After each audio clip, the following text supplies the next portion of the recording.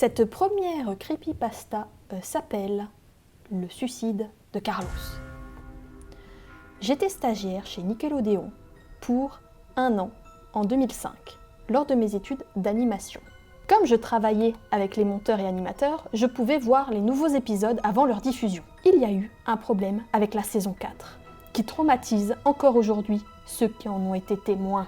Quand nous avons démarré l'épisode, nous entendions la musique joyeuse habituelle. Ah bah, comme celle-là!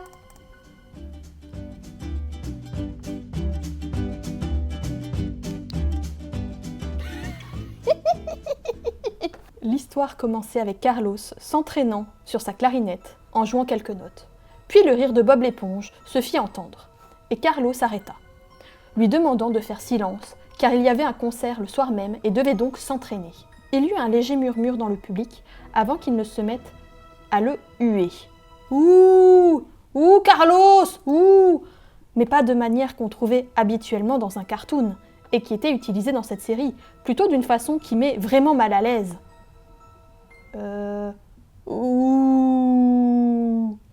Ouh. Nous nous sommes regardés mutuellement et étions très mal à l'aise. L'image revint sur Carlo, assis sur son lit et semblant très déprimé. Il faisait nuit par la fenêtre, c'était donc peu après le concert. Bizarrement, à cet endroit, il n'y avait pas de son, absolument aucun.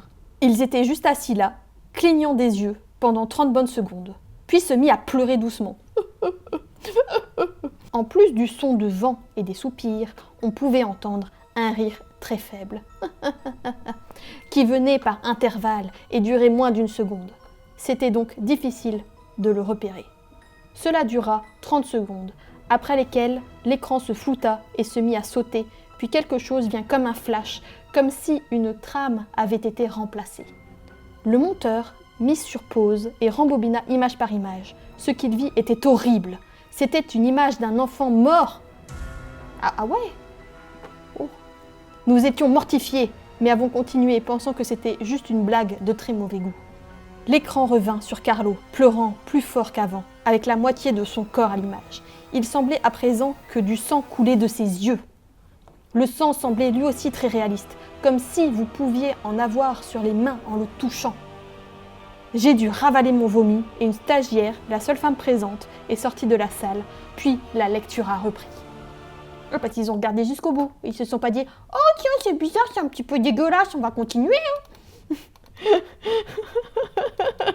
Après 10 secondes, ils se mirent à pleurer, cette fois sans couvrir ses yeux.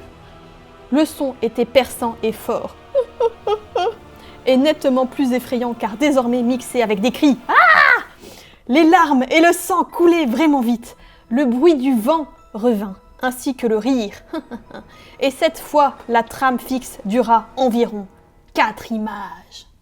L'animateur stoppa à la 4e et revient en arrière. Cette fois, c'était la photo d'un garçon d'à peu près le même âge, mais la scène était différente. Les entrailles étaient tirées par une grande main, l'œil droit était exorbité et sanglant. Soudain, le monteur son nous dit d'arrêter. Il devait appeler le réalisateur pour qu'il voie ça. Monsieur Hillenburg arriva 15 minutes plus tard. Il était agacé et demandait pourquoi on l'avait fait venir. Le monteur s'est contenté de continuer l'épisode. Après que les quelques trames furent montrées, il y eut un grand cri. Ah! Puis, plus de son.